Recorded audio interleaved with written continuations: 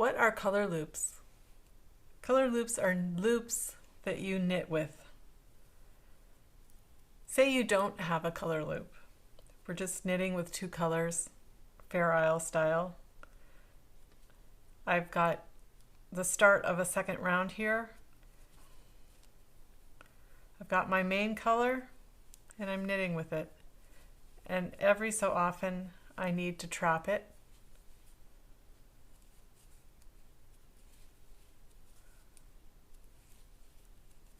So that it can follow along with the main color. Now I've come to the place where I want my contrast color, so I knit that. And this is normal horizontal stranded knitting. It makes a double layer, and it can be, if you don't knit loose enough, it can lose its stretch.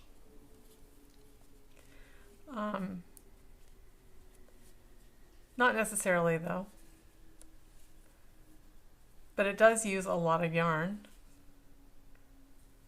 And color loops are just another way to deal with making color. Like any technique, you wouldn't use it all the time, and it is a good option for color work sometimes. So here we are coming around to the end of the round, and I think I'd like to show you a setup row for color loops because this is enough horizontal knitting. Just going to complete the round to be consistent. So here we are at the start of the round, and instead of knitting this contrast color, I'm going to make a loop. So I'm going to do a complete round in my contrast color because most of my patterns do start with a complete round. This will be the only round that I use this contrast color now. So to make a loop, you want to measure it. I'm going to make short loops because this is just a little demonstration. I've got the stitch started already, and I'm just going to measure 1 foot. I've got my knitting needle at the end of the ruler so that I can make a nice even measurement. And I've got this pinch right here. I'm going to take that exact pinch location and wrap it around that. Where I was pinching is right on top of the needle there. That's my first stitch. That's a color loop stitch. Now I'm going to keep knitting with my contrast color all the way around until I get to the next contrast color location that I've established. So I don't know why I've got my main color still around my other hand. I'm not going to use it. Here we are. So I'm going to make another loop in exactly the same way. I just measure it. If I were measuring more than 1 foot, I could wrap it around. Could also use this. I like to measure.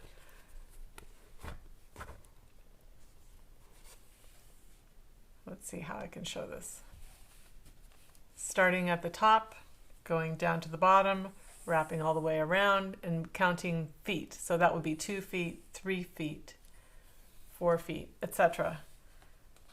This time I'm just doing 1 foot measurements, so I really don't need to wrap anything. I just want to hold the needle right at the top of the ruler, use the same tension that I used for the first loop so that I can hold it almost exactly the same and get a really nice even measurement. Wrap it. You get better with practice for sure, and then keep knitting.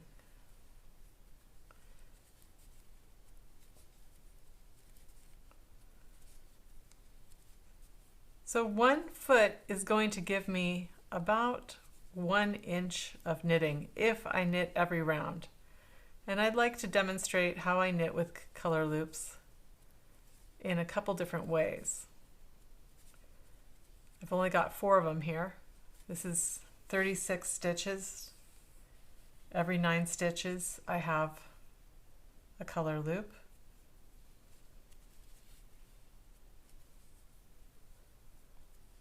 And I'll do some just basic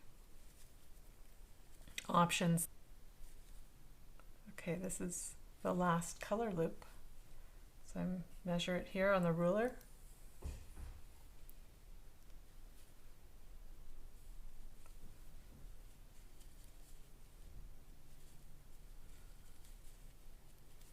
I'm just going to complete the round and then trim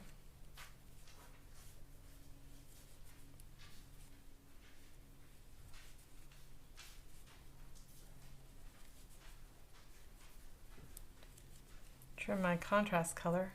It's complete now. I'm just going to leave a little tail.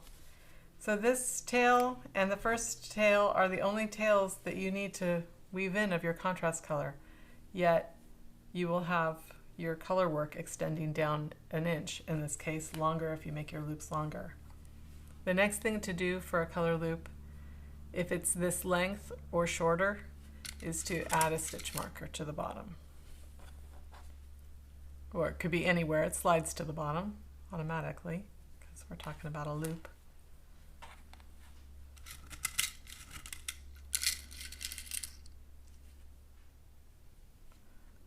Any locking stitch marker should work.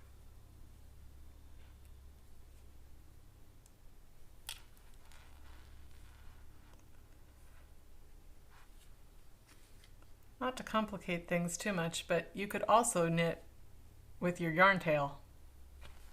That's another option, and that means you wouldn't even have to weave in your yarn tail.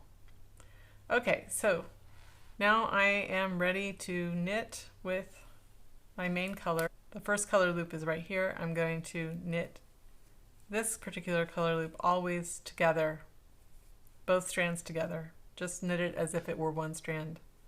So I call that a double color loop, or I just say knit it together.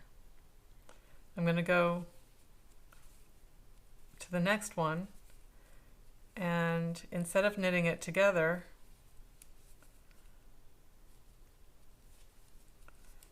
I'm going to knit, see how it comes out of one stitch and goes into the next stitch? I'm going to knit them separately. So that first one I'm going to knit there, the second one I'm going to knit to its loop, its stitch. So I have 2 stitches there.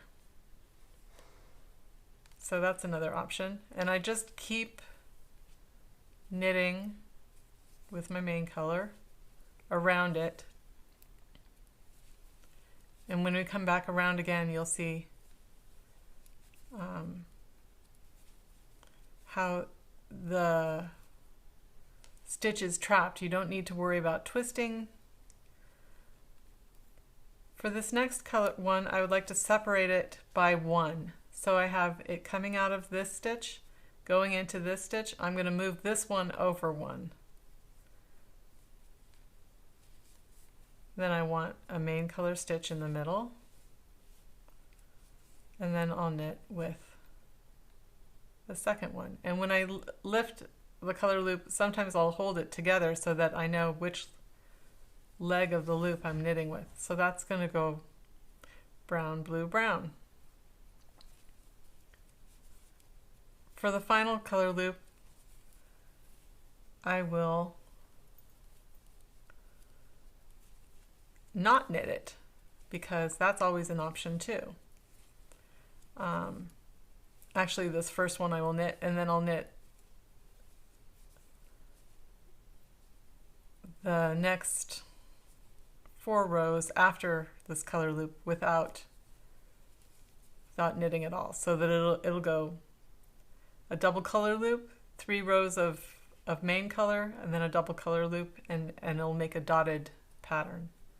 So I'm just going to go around and knit in the established pattern, and you'll see how easy it is. This is a little bit of a small needle for this doubled yarn. It's nice and it's going to make a nice thick texture on it. You can mix different weights of yarn with color loops pretty easily to nice effect. One thing you can do with color loops is, say you're knitting with fingering weight yarn, you can instead double up some lace yarn and make your loops out of the lace yarn, and then you'll have two loops to work with, and they'll equal a fingering weight, and you can separate them, and then the loops never have to be separated. I'm not explaining that very well. I'll have to demonstrate that in another video.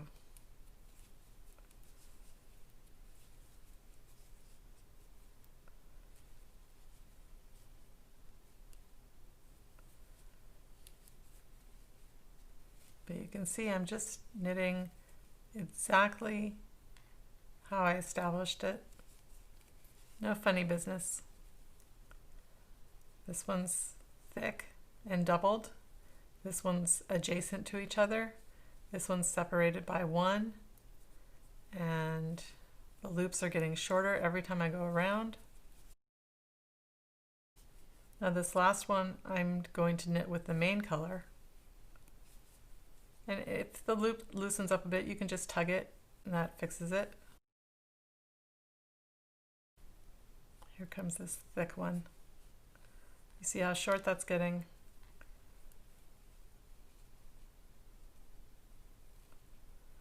This is not the right needle for that weight yarn, so the stitches are too tight. But it will be interesting. And when I first started making color loops, I mean, I was just going after color and texture. So any variation from the norm, I really enjoyed. So knitting with this thicker weight yarn, I guess it's worsted with a DK contrast.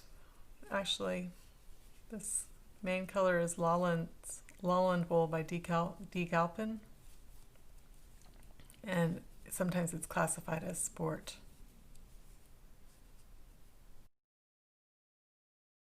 So there it's becoming. Oh, I wanted to show you. Every time I lift up the color loop and knit with it, it traps the float of the main color. So there, you'll see when I finish, but there's the float. When I knit with these on the next round, it covers that float up and it traps it. So there will always be actually a nice design on the reverse. It'll be nice and smooth, no loose floats and no holes, because it's really connecting the two yarns into a cohesive fabric. So makes it nice and tidy. I love the neatness of the reverse.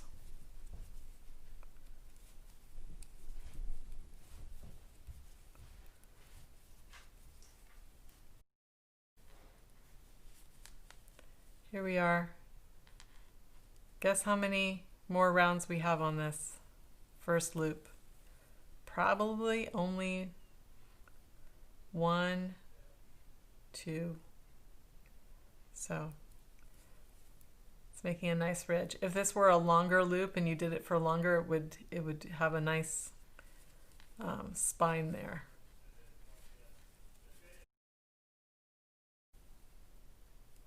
This one's a little bit shorter.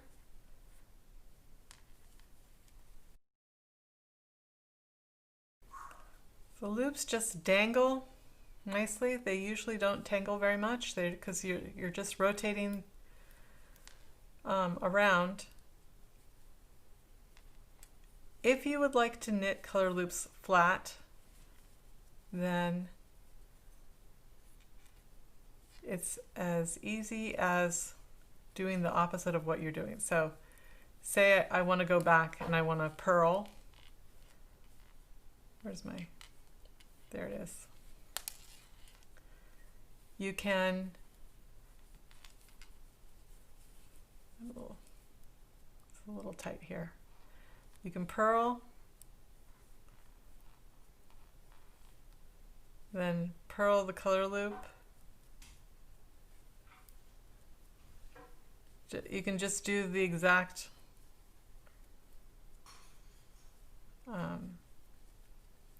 the same way you would knit forwards.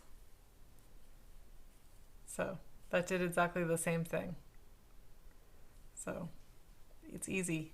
I like to knit in the round. Most things I like to knit in the round because I'm mostly making socks.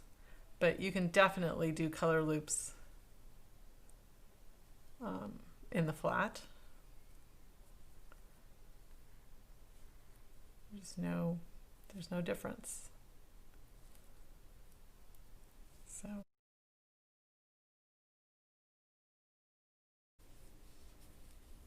okay, I'm back to this first color loop again.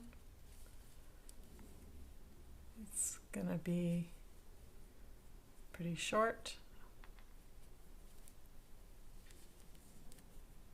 Now, take a look at how short that is. It's about 3/4 of an inch of knitting. So because it's so thick, it's it's going to be a little less than that calculated inch, but just about. It's not always going to be an inch, but it's a good guesstimate if you want to just guess how long your loops should be. Say you're knitting color loops into a hat and you want the color loops to go 9 inches up from the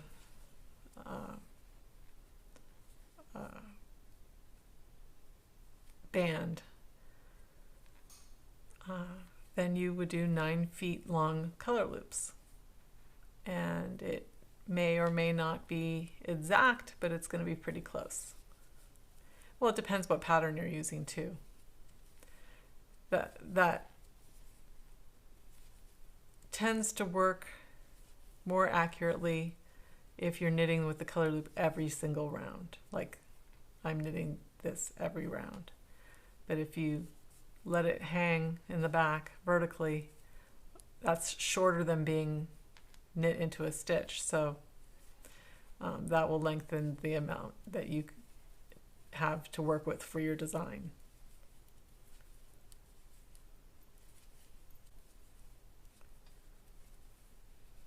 Now I'm coming up to that color loop that I'm not knitting with. It's right there. And let's knit with it.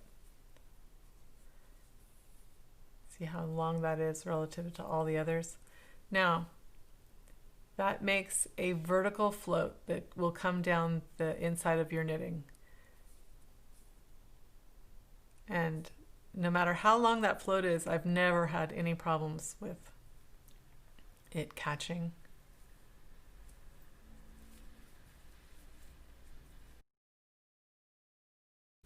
Okay, here we are in the first color loop, and this is the final round. I'm going to lift it up, and you can barely see the loop, but where I insert the needle in where the stitch marker went, and I just use the stitch marker to pull that stitch down and over the needle. I'm going to knit that last stitch, and then I can take the stitch marker out. Voila. There it is. There's the last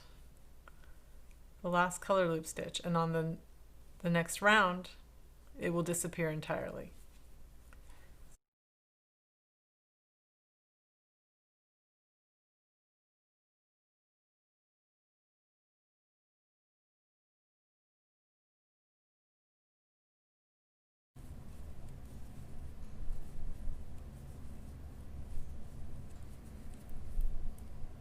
Here's that first color loop. I'm going to knit the final stitch.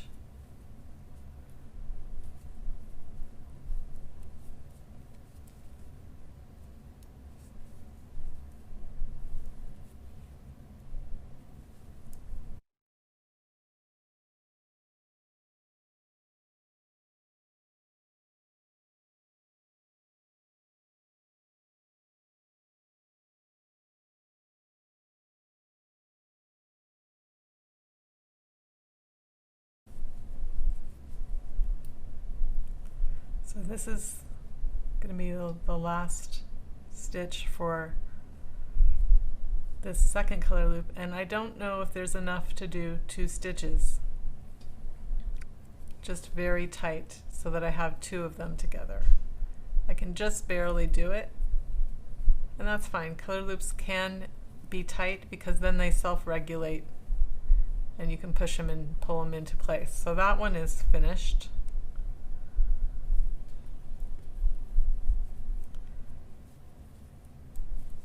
And that looks like it's just about 1 inch. Remember, this was the first one. The horizontally stranded was before the setup row. So measuring just after the setup row, that's just shy of 1 inch. If you count the setup row, it would be 1 inch, but I think more accurate would be to count after the setup row. Now let's see how close this one is. Remember, this, I measured it the same. It's slightly different than both with their own bar, because I have enough to do 1 more stitch. But if I hadn't done this stitch, I could have done 1 in the middle. Okay, so I did that last stitch. I can take this color marker out.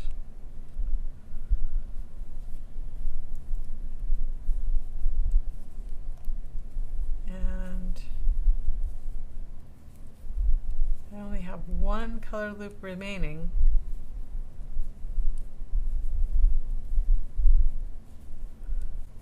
And I've had 2 blue stitches here, 2 blue stitches here, so I can do a color loop now with this.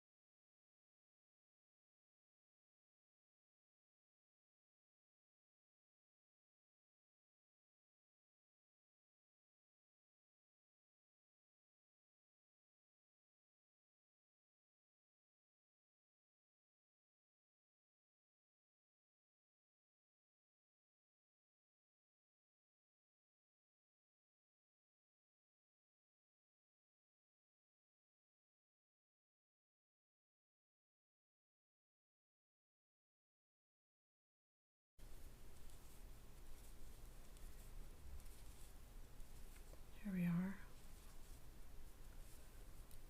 No more color loop. It's done.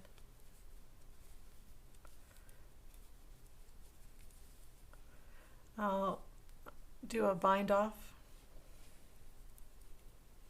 so that I can take it off the needle.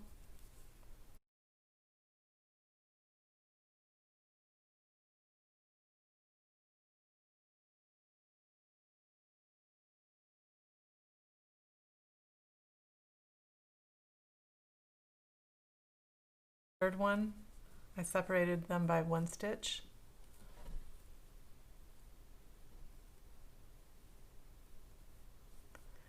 And the fourth one, I did 2 rounds of main color in between each double stitched color loop. And you can see that on the inside, the first one is short, tidy, makes a little ridge. The second one is more flat. That's what it looks like on the inside. The third one has even more flatness, I think. And the fourth one is got the double color loop extended all the way down. And you can see the difference between this and this. So this is horizontally stranding, and you can see that it's thicker. Then you have the plain row of the setup row. You can see the purl bumps in between. So it's just plain stockinette with the creation of the color loops. And then you can see the color loops. And my bind off is stopping me from stretching it so much. This is the start of the contrast color. But because there's no yarns from color work to color work, you really, it's just like regular stockinette. It's just that same stretchiness. And it really makes a striking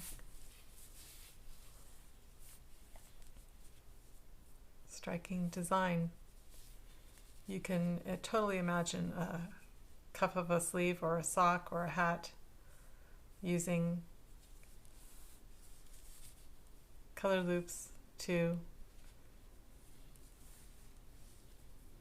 make a little design. So I hope that shows you how easy it is and how nice it is not to have to weave in ends. It's stretchy and fun.